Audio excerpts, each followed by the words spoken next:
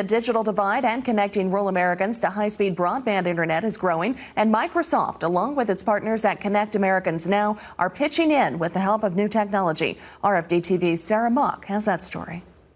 The Microsoft Airband initiative is already testing its technology in rural areas. And they have utilized television white spaces, the vacant channels between your TV stations that are not in use, to deliver broadband out into some rural communities in about 8 states so far. They hope to have 12 by the end of the year. So they're working in New York, for example, to deliver broadband service to farmers who use soil sensors and remote monitoring to make sure they're using just the right amount of fertilizer and just the right amount of irrigation, not wasting resources. Over 23 million rural Americans lack access to affordable and reliable broadband service, and experts estimate connecting these rural households could cost upwards of $35,000 a mile.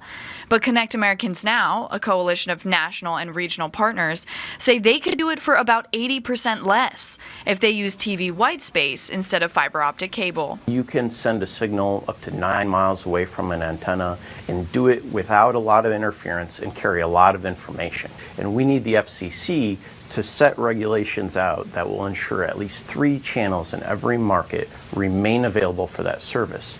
And if you have that certainty, then private investors can go out there, start installing the equipment, and start bringing these devices out to their consumers so that they can get online. CAN says that if the FCC can provide 3 channels, their partners can close the digital divide by 2022. They say providing regulatory support, even more than funding, is critical.